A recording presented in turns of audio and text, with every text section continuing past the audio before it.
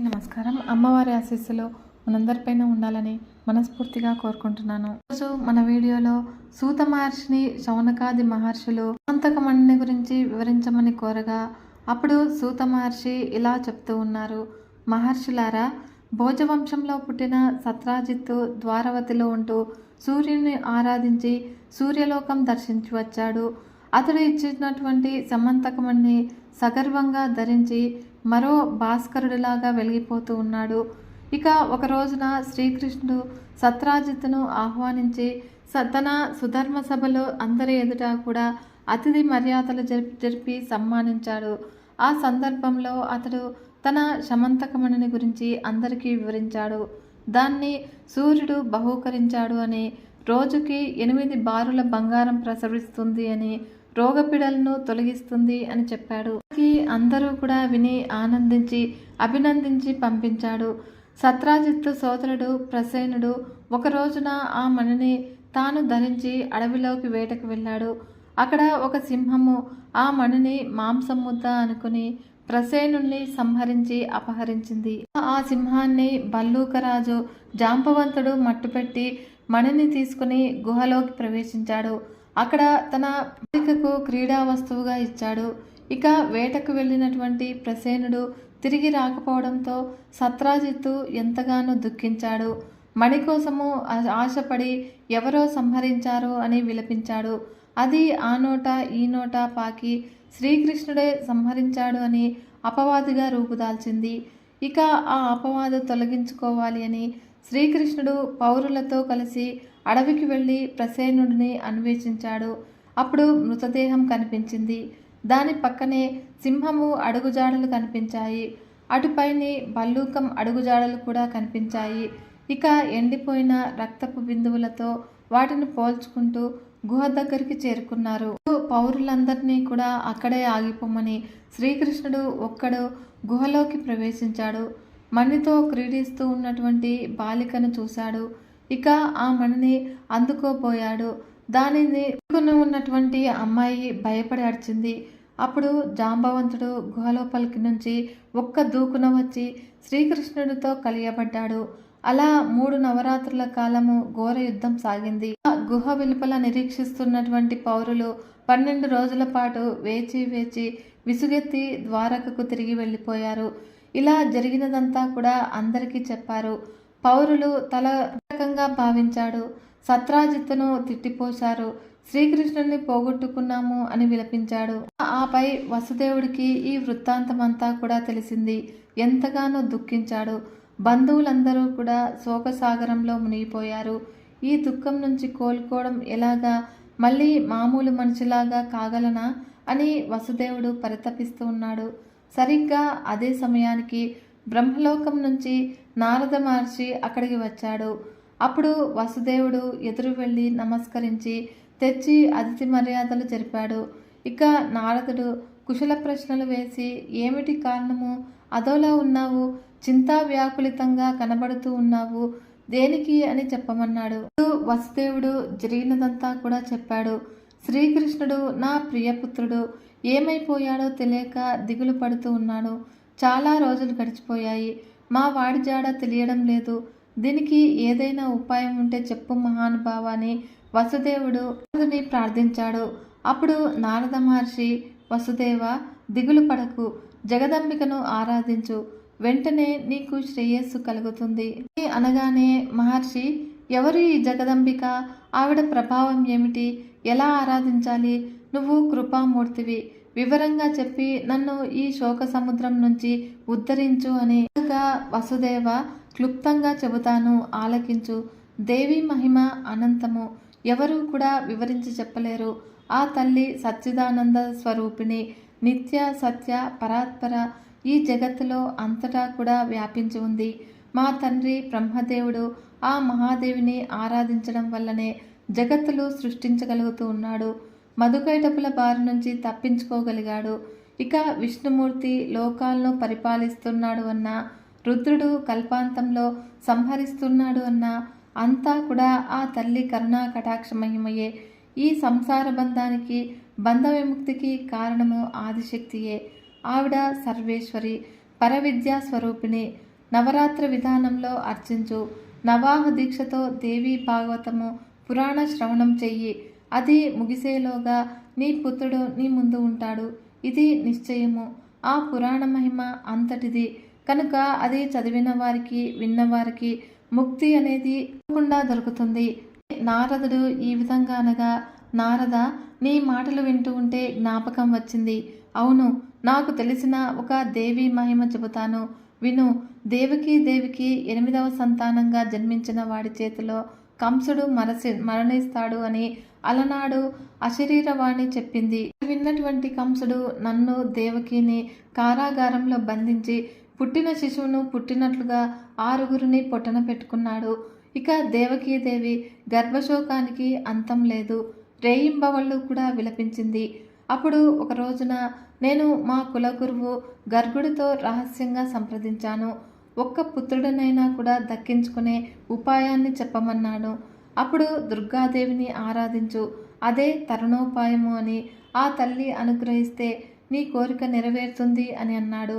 అప్పుడు నేను కారాగారంలో ఉన్నాను, ఎలా ఆరాధించను? అందుకని నా పక్షాన నువ్వే ఆ తల్లిని ఆరాధించి ప్రసన్నురాల్ని చెయ్యి అని అభ్యర్థించాను.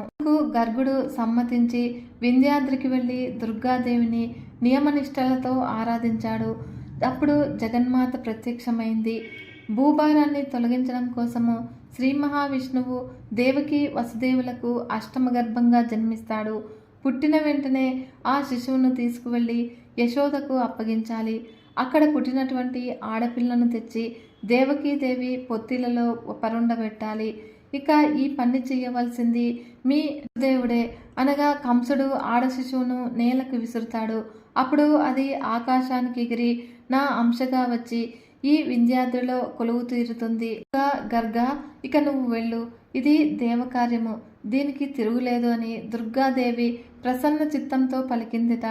అప్పుడు గర్గుడు మధురకు వచ్చి ఇదంతా కూడా నాకు విన్నవించాడు. మా దంపతులము ఎంతో సంతోషించాము. ఆ తర్వాత అన్నీ ఆ తల్లి చెప్పినట్లే జరిగాయి. నారద, అప్పటికిప్పుడు ఈ దేవీ మహిమను గురించి వింటూ ఉన్నాను. అందుచేత దయచేసి నువ్వే ఆ దేవీ భాగవతం వినిపించి మళ్ళీ నా పుత్రుణ్ణి నాకు చేర్చు. నువ్వు దయానిధివి. నా అదృష్టం కొద్దీ ఈరోజు ఇలా దయచేశావు కనుక శ్రమ అనుకోక పురాణ శ్రవణం చేయించు. ఈ వసుదేవుడు అనగానే వసుదేవుడి అభ్యర్థనను నారదుడు కాదనలేకపోయాడు. ఒక మంచి రోజున మంచి ముహూర్తాన దేవీ భాగవత పురాణ ప్రవచనము ఆరంభించాడు. నిర్విఘ్న పరిసమాప్తి కోసము బ్రాహ్మణులు వినాయక పూజలు చేసి నవాక్షర మహాదేవి మంత్రాన్ని జపించారు. మార్కండేయ పురాణంలో చెప్పిన దేవీ స్తోత్రాలు పఠించారు. ఇక ప్రథమ స్కందంతో ఆరంభించి నవాహ దీక్షతో 12 స్కందాలు ప్రవచనం పూర్తి చేశాడు నారద మహర్షి. ఇక మహాదేవుడు భక్తి శ్రద్ధలతో భాగవతామృతాన్ని ఆస్వాదించాడు. 9వ రోజున పురాణం పూర్తి కాగానే ప్రసన్న చిత్తంతో నారదుడికి పూజా సత్కారాలు జరిపాడు. అక్కడ గుహపిలంలో శ్రీకృష్ణుడి ముష్టిఘాతాలకి జాంబవంతుడు శరీరము పులిసిపోయింది. రసపడ్డాడు. అప్పటికి శ్రీకృష్ణుడిని భగవంతుడిగా గుర్తించగలిగాడు. భక్తితో శిరస్సు వంచి నమస్కరించాడు.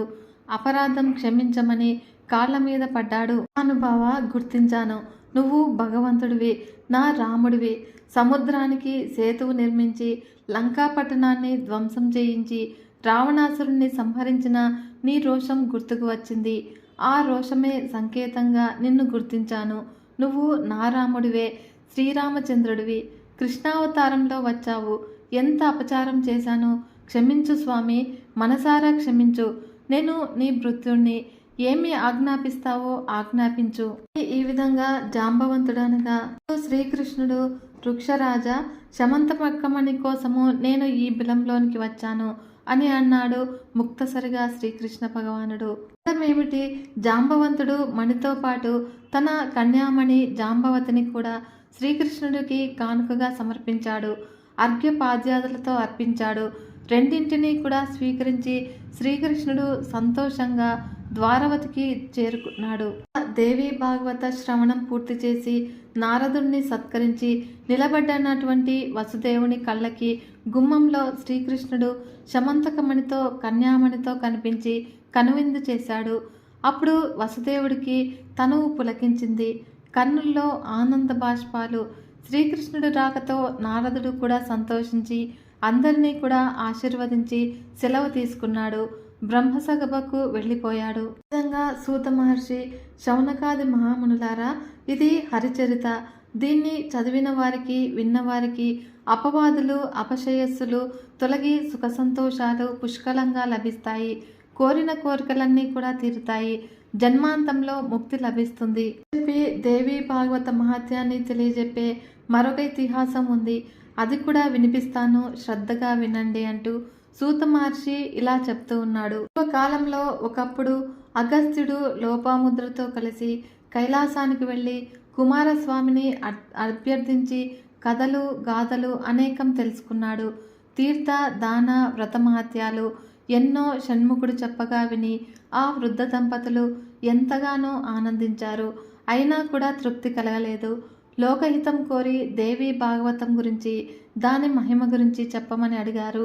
అయితే త్రిలోకజనని ఆ పురాణంలో కీర్తించబడిందట కదా, మాకు తెలియజెప్పవా అని అభ్యర్థించాడు. అప్పుడు స్కందుడు ఇలా చెప్తూ ఉన్నాడు. కుంభసంభవ, భాగవత మహత్యాన్ని విస్తరించి చెప్పాలి అంటే ఎవరి వల్ల కూడా అయ్యే పని కాదు. నువ్వు అడిగావు కనుక క్లుప్తంగా చెబుతాను. సచ్చిదానంద స్వరూపిణి జగదంబిక భుక్తి ముక్తి ప్రదాయనిగా సాక్షాత్కరించేది దేవి భాగవతంలోనే. అందుచేత దేవి భాగవతం అంటే దేవి వాంగ్మయ రూపము. దీని పఠన శ్రవణాలకు దుర్లభమైనది ఏది కూడా ఈ సృష్టిలో లేదు. వెనుకటికి వివస్వంతుని కొడుకు శ్రాద్ధాదేవుని ఒక మహారాజు ఉన్నాడు. ఎంతకాలానికి కూడా పిల్లలు కలగలేదు. మగబిడ్డ కలగాలని ఆకాంక్షించి వశిష్ఠుల వారి అనుమతితో ఒక ఇష్టిని నిర్వహించాడు. అతడి భార్య శ్రాద్ధాదేవి తనకు ఆడపిల్ల కావాలని ఆ విధంగా హోమం నిర్వహించమని అభ్యర్థించింది. ఇక హోత అలాగే హోమం చేశాడు. ఇలా ఇష్టి పూర్తి అయ్యింది. కొంతకాలానికి శ్రాద్ధాదేవి గర్భం ధరించింది. ఆడపిల్లను ప్రసవించింది. ఇలాదేవి అని పేరు పెట్టుకున్నారు. కానీ మహారాజు మనస్సు కలుక్కుమంది. మగపిల్లవాడు కావాలి అని సంకల్పించి ఇష్టిని నిర్వహిస్తే ఆడపిల్ల పుట్టిందేమిటి గురుతమ? ఈ సంకల్ప వైషమ్యం ఎలా జరిగింది అని వశిష్ఠుల వారిని అడిగాడు. వ్యతిక్రమము ఎందుకు జరిగిందో ఎలా జరిగిందో చెప్పి ఇలాదేవి మగవాడుగా మారాలి అంటే ఈశ్వరుణ్ణి ప్రార్థించమని సలహా చెప్పాడు వశిష్ఠుడు. అప్పుడు శ్రాద్ధాదేవుడు శివుణ్ణి ప్రార్థించాడు. శివానుగ్రహము గురువు అనుగ్రహము కలిసి ఇలాదేవి పురుషుడుగా మారిపోయింది. సుద్యుమ్నుడు అని అప్పుడు మళ్ళీ నామకరణం చేశాడు. ఆ రాకుమారుడు సకల విద్యలకు సముద్రుడయ్యాడు. యవ్వనంలోనికి అడుగుపెట్టాడు. ఒక రోజున వేట కోసము ఒక మహావనంలోనికి అడుగుపెట్టాడు. పరివారంతో కలిసి రథారూఢుడై అడవి నుంచి అడవికి పయనిస్తూ ఉన్నాడు. ఇక మేరు పర్వతానికి చేరువలో ఉన్న ఒక వనం చేరుకున్నాడు. అయితే ఆ వనానికి ఒక చరిత్ర ఉంది. ఒకప్పుడు శివపార్వతులు అక్కడ క్రీడిస్తూ ఉండగా శివదర్శన దాసులైనటువంటి మునులు తెలియక హఠాత్తుగా ప్రవేశించారు. అప్పుడు పార్వతీదేవి సిగ్గుపడింది. అది గ్రహించినటువంటి మునులు వెంటనే వెళ్ళిపోయి శ్రీహరిని శరణు వేడుకున్నారు. కానీ పార్వతిని సముదాయించడం కోసము శివుడు ఆ వనానికి ఒక శాపం ఇచ్చాడు. ఈ రోజు నుంచి ఈ వనంలోనికి ప్రవేశించిన పురుషులు ఎవరైనా సరే స్త్రీలుగా మారిపోతారు అని కట్టడి చేశాడు. ఇక ఈ వృత్తాంతం తెలిసిన పురుషులు ఎవరూ కూడా ఆ వనం దరిదాపులకైనా కూడా వెళ్లరు. మన సుద్యుమ్నుడికి ఈ విషయం తెలియక ప్రవేశించాడు. ప్రవేశించడం ఏమిటి, తాను తన తోటివారు అందరూ కూడా స్త్రీలుగా మారిపోయారు. మగ గుర్రాలు కూడా ఆడగుర్రాలైపోయాయి. కారణం తెలియక అందరూ కూడా నివ్వెరపోయారు. ఇక చేసేది లేక అలాగే ఆ అరణ్యాల్లో సంచరించారు. సంచరిస్తూ బుధుడి ఆశ్రమాన్ని చేరుకున్నాడు. ఇక ఈ సుందరాంగిని చూసి బుధుడు మరలు కొన్నాడు. ఎవరి అంతగత్య యోధురాలు, దొండపండు లాంటి పెదవులు, మల్లెమొగ్గల్లాంటి పలువరుస, చంద్రబింబం లాంటి వదనము, పద్మాల్లాంటి కన్నులు, బుధుడికి మనసయ్యింది. ఇక ఆ సుందరాంగి కూడా బుధుడిని చూసి అలాగే మన్మథ భావాలకు లోనైంది. చంద్రుడిలాగా ఉన్నాడు, ఎవరబ్బా ఈ అందగాడు అని అనుకుంది. అలా చూపులు కలిశాయి, మనసులు కలిశాయి, తనువులు కలిశాయి. ఆ సోమానందుడిది ఆశ్రమంలో కామసుఖాలు అనుభవిస్తూ చాలా కాలం అక్కడే ఉండిపోయింది. గర్భవతి అయింది. పూర్వవసుడికి జన్మనిచ్చింది. ఇలా కొంతకాలం గడిచింది. ఒక రోజున తన పూర్వరూపము, తన రాజ్యము, తల్లిదండ్రులు అన్నీ కూడా జ్ఞాపకం వచ్చి దుఃఖించి ఇంకా ఆ ఆశ్రమంలో ఉండలేక వెళ్ళిపోయింది. వెతుక్కుంటూ వెళ్ళి వశిష్ఠుడి ఆశ్రమాన్ని చేరుకుంది. ఇక తమ కులగురువును చూడటంతోనే దుఃఖం పొంగి వచ్చింది. కాళ్ళ మీద పడి వలవలా విలిపించింది. మళ్ళీ పురుషత్వం వచ్చేటట్లుగా అనుగ్రహించమని ప్రార్థించింది. వశిష్ఠుడు తన మంత్రశక్తితో జరిగిన వృత్తాంతమంతా కూడా తెలుసుకున్నాడు. అప్పుడు కైలాసానికి వెళ్ళాడు. శివుణ్ణి అర్చించి ప్రసన్నుణ్ణి చేసుకున్నాడు. అయితే ఉబ్బులింగడు కదా అని భక్తిభావంతో స్తుతించాడు. కైలాసవాసి నీలకంఠ, భుక్తిముక్తి ప్రదాయక, శివరూప, శివవాహన, శరణ్య, పరమాత్మ, త్రిమూర్తి స్వరూప, దేవాదిదేవ, వరద, గంగాధర, నమోన్నమః నమోన్నమః. అప్పుడు బోళాశంకరుడు ప్రత్యక్షమయ్యాడు. వాహనం మీద పార్వతీ సమేతుడై దర్శనం అనుగ్రహించాడు. అప్పుడు వరాన్ని కోరుకోమన్నాడు. అప్పుడు ఆడపిల్లగా జన్మించి మగపిల్లవాడుగా మారి ఇప్పుడు మళ్ళీ స్త్రీత్వము పొందినటువంటి ఇలాదేవికి తిరిగి పురుషత్వం ప్రసాదించమని వశిష్ఠుడు అభ్యర్థించాడు. అందుకు శివుడు ఆమోదించాడు. ఒక నెల పురుషుడుగా, ఒక నెల స్త్రీగా ఉంటుంది అని అనుజ్ఞ ఇచ్చి శివుడు అంతర్ధానం చెందాడు. అయితే వశిష్ఠుడు అంతటితో సంతృప్తి చెందగా జగదీశ్వరుని స్తుతించాడు. అనాగత వత్సల, దుర్గా, దేవేశి, దుఃఖహంత్రి, భక్తిగమ్య, మహామాయ, జగదంబిక, సంసార సాగరోత్తమ, మూర్తి సంసేవిత, చతుర్వర్గ ప్రదాయిని, నిన్ను స్తుతించాలి అంటే సమర్థుడు ఎవడు?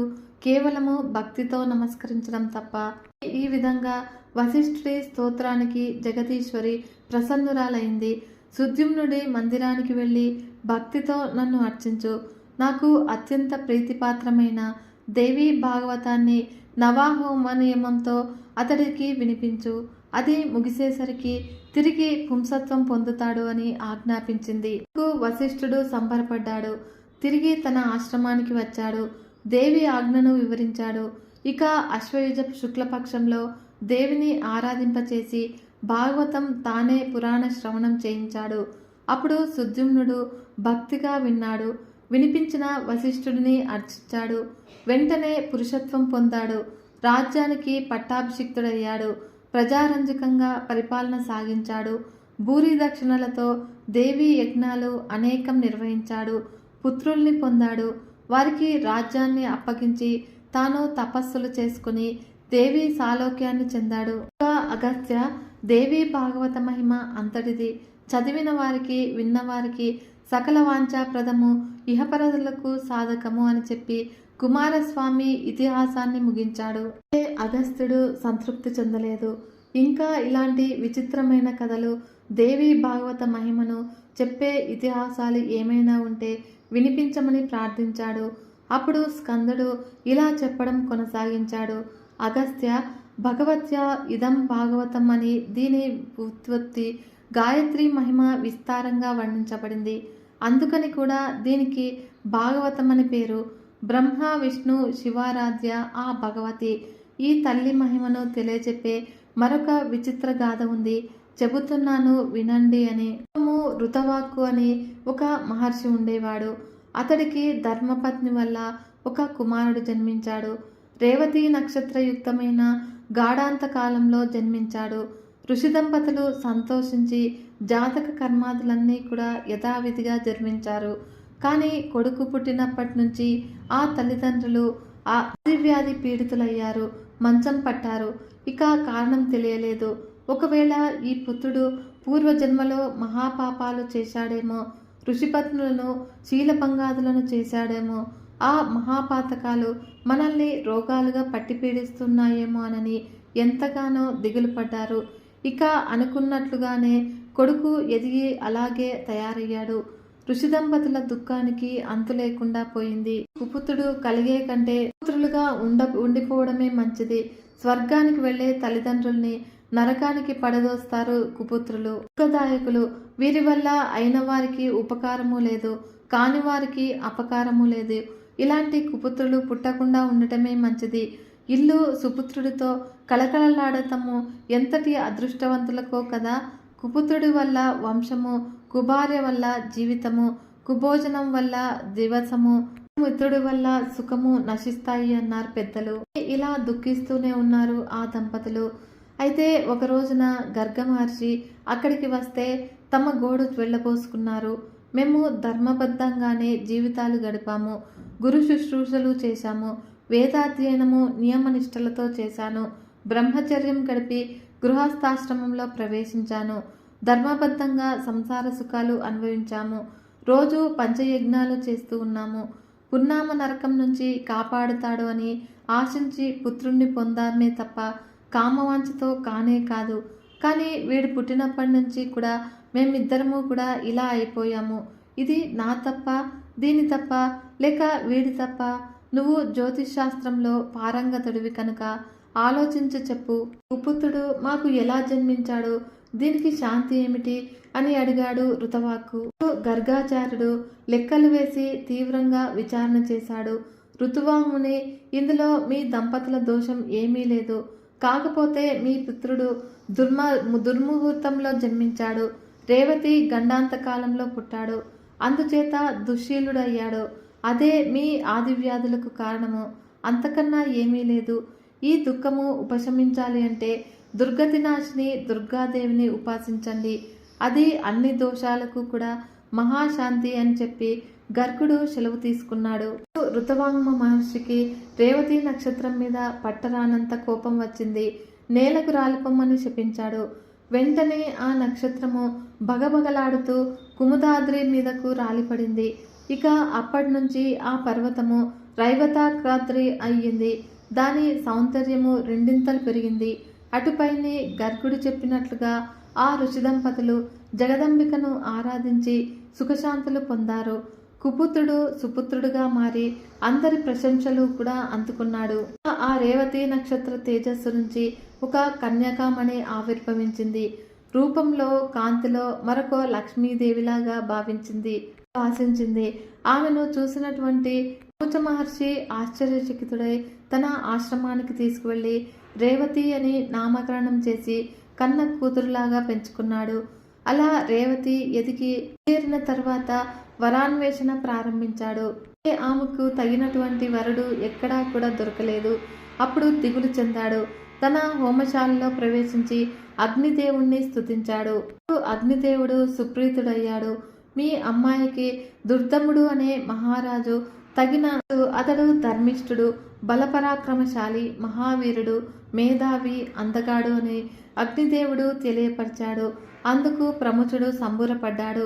దైవశాత్తు అదే సమయానికి దుర్దముడు వేట కోసమని అడవికి వచ్చినవాడు ప్రముచుడిని ఆశ్రమాన్ని సందర్శించాడు. ఈ దుర్దముడు ప్రియవ్రత కులోద్భవుడు, కాళింది విక్రమశీలుల తనయుడు. ఇతడు వచ్చినటువంటి ఆ సమయానికి ప్రముచుడు ఆశ్రమంలో చిల్లేడు, హోమశాలలో ఉన్నాడు. ఇక పర్ణశాలలో రేవతి మాత్రమే ఉంది. అప్పుడు ఆమెను దుర్దముడు చూశాడు. ఆమెను ఇలా అన్నాడు, ప్రియా, ప్రముచుల వారు ఆశ్రమంలో లేరా? వారిని దర్శించి పాదాభివందనం చేసి ఆశీస్సులు పొంది వెళదామని వచ్చాను అనగానే ఆమె హోమశాలలో ఉన్నారు అంది రేవతి. అప్పుడు దుర్దముడు హోమశాలకు వెళ్ళాడు. ద్వారంలో నిలబడ్డాడు. ప్రముచుడు తలెత్తి చూశాడు. రాజలక్షణాలతో వినయ విధేయతలతో విరాజిల్లుతూ ఉన్నటువంటి దుర్దముణ్ణి చూసి ప్రముచుడు ఆప్యాయనంగా ఆహ్వానించాడు. ఆ రాజు వచ్చి పాదాభివందనం చేసి నిలబడ్డాడు. ప్రముచుడు గౌతముణ్ణి అంటే శిష్యుణ్ణి పిలిచి అర్ఘ్యపాద్యాదులు తెమ్మన్నాడు. చాలా కాలానికి వచ్చాడు మన మహారాజు. పైగా పోయే అల్లుడు అంటూ అతిథి సత్కారాలు జరిపాడు. సముచిత ఆసనాన్ని చూపించి కూర్చోమన్నాడు. ఇక కుశల ప్రశ్నలు కూడా వేశాడు. మహారాజా, నీ సైన్యము, కోశము, మిత్ర బృందము కుశలమేనా? భృత్యులు, అమాత్యులు క్షేమమా? దేశము, రాజధాని సుభిక్షంగా సమృద్ధంగా ఉన్నాయా? నీకు అనామయమనే కదా. భార్య క్షేమం గురించి అడగను, ఎందుకంటే ఆ అమ్మాయి ఇక్కడే ఉంది కనుక. తక్కిన వారి క్షేమ సమాచారంలా ఏమిటో చెప్పు అనగానే ప్రముఖ మహర్షి, అన్నీ కూడా కుశలమే, అందరము క్షేమమే. నా భార్య ఇక్కడే ఉంది అంటూ ఉన్నావు, ఎవరు ఆవిడ? ఇది చాలా కుతూహలం కలిగిస్తుంది, చెప్పవు అని అడిగాడు.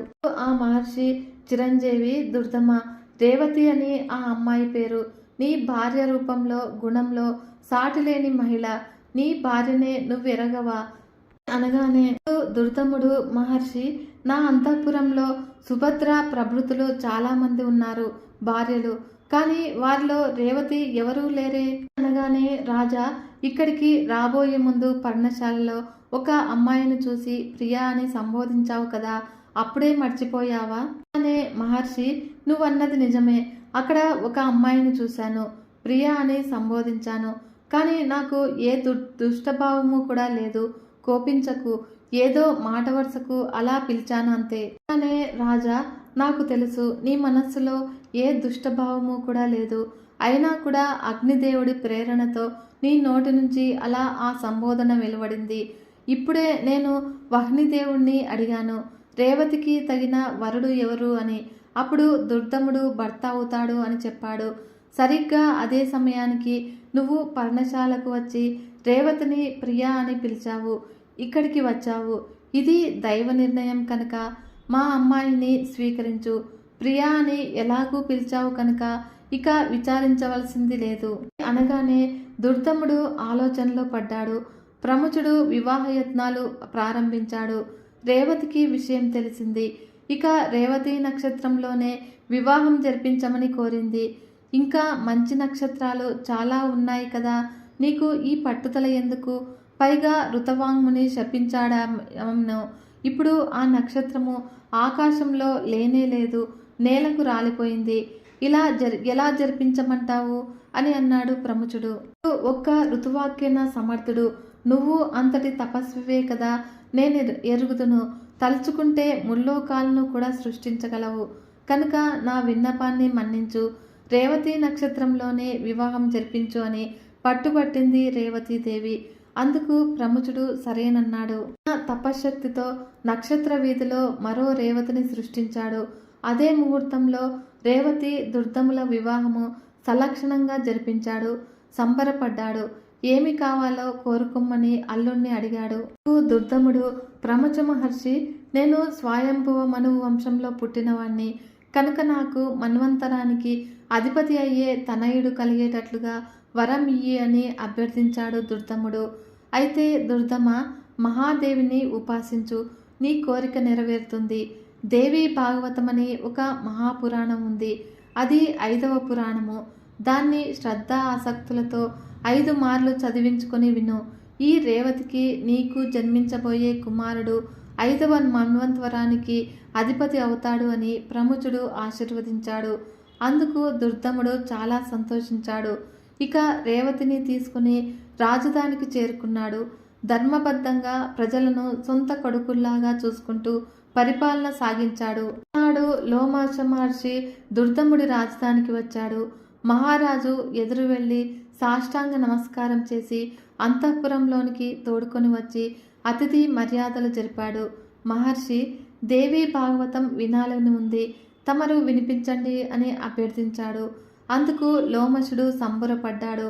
మహారాజా, నీకు జగదంబిక పట్ల భక్తి అంకురించింది. ఇది చాలా శుభకరము. భక్తి కలిగితే చాలు, ఆ తల్లి అనుగ్రహానికి పాత్రులైనట్లే. కార్యసిద్ధి కలుగుతుంది.